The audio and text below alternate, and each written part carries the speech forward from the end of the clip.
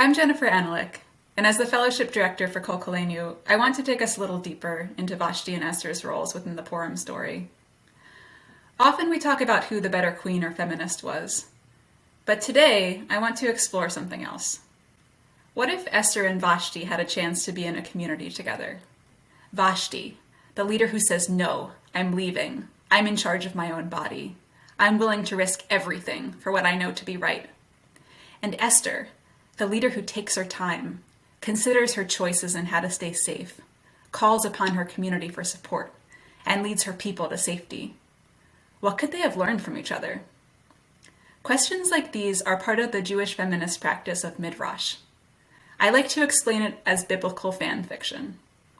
Midrash challenges us to expand upon and reinterpret stories, giving a voice to the voiceless or mostly voiceless characters, who, let's face it, are often women. Rabbi Tamara Cohen, who helped create the Koleinu Fellowship, says she always imagined that during Taanit Esther, Esther's fast, Vashti came to visit. In that moment, how might Vashti have helped Esther? How might their differences have helped sharpen each other's activism? We can begin to answer these questions by talking with teen fellows in our Meyer Gottesman Koleinu Fellowship.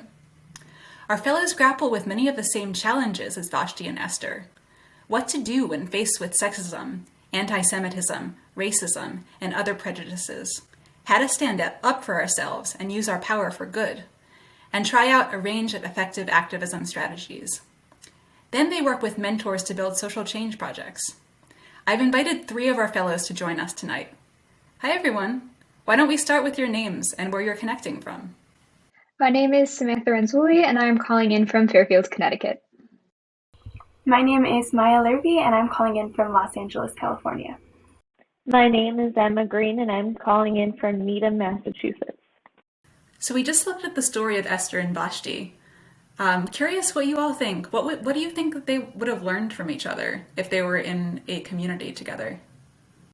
I think they would have learned that they both have different styles and of communicating and making change. And I think they would learn that there are multiple ways to approach something. I agree, and I think they'd have the space in the fellowship to understand each other's perspectives, to have a conversation about where they're coming from, what their experiences have taught them, and to have an understanding of what's going on in the other person's head when they take the certain approach that they choose to take. And I think that would be very valuable in not only advancing each woman's individual activism, but also taking in some of the ideas of the other into their own pursuit of change. When you think of yourself and your own leadership and activism skills, do you think that you're more of a Vashti, an Esther, or something else? I think definitely through Koleinu, I've sort of developed my form of activism from being more of an Esther to becoming more of a Vashti and being more outspoken and confident in what I want to say and share. And when you think about Koleinu and how it's inspired you and prepared you to make change, what are some of the things that come to mind? I think it's given me an understanding of how many avenues there are to create change and to go about making change. I have so much empathy for, and I align with, I think, Esther's more calculated approach to this story. So I think, and something that I've learned through the fellowship is to embrace that Vashti, like Maya was saying, and approach new challenges with an excitement for what's going to come out of them. So 2 different toolkits that you can pull from, maybe 2 or more, the Esther toolkit, the Vashti toolkit, and other toolkits that you've learned. And Samantha and Maya, tell us about your projects. What are you working on? Yeah, so my project is centered around environmental racism, and this is my 2nd year working on this project. And really early on, some of the struggles that we had is that we decided that we wanted to work with a partner organization in order to create tangible change in our communities, as opposed to maybe an online presence. We wanted to really be facilitating work in our communities and our neighborhoods.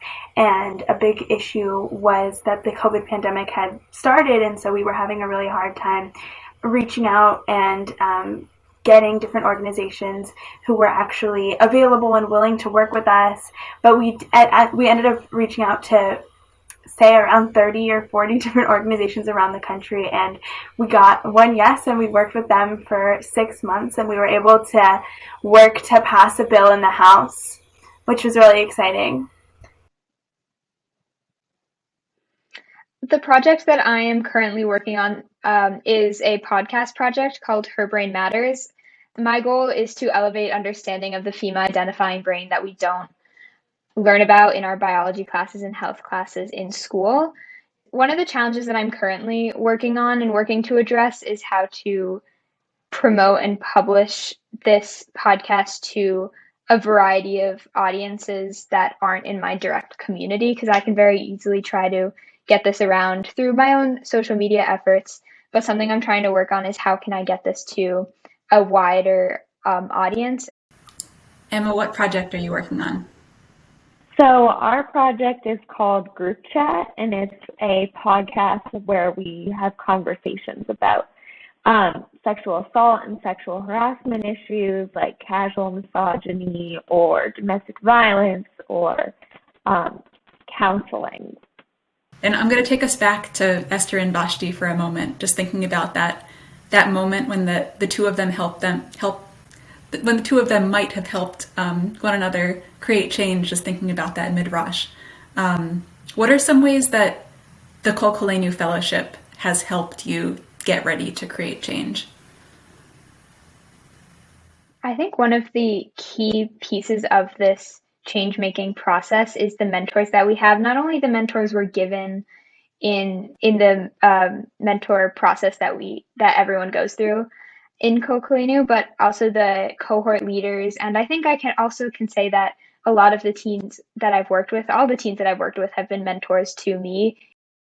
Yeah, and I think an aspect of this fellowship that's really special is that we all have different projects, and so there are a lot of different topics that are of interest, and so you don't only hyperfixate on your own topic. So for me, yes, I have a very harsh stress on environmental racism, but I'm able to, in our fellowship calls, learn about different topics and interests of other people, and so through them and through the resources that they provide, I'm able to be an active activist and ally and supporter in their fights as well. Well, thank you all for sharing about your experience in Koleinu and about all of your inspiring change-making work that you've been doing. I know for myself, I'm going to look forward to seeing not only what your projects accomplish, but also what you each accomplish in the next stages of your lives. I'm so excited to see that. And thank you so much for being here.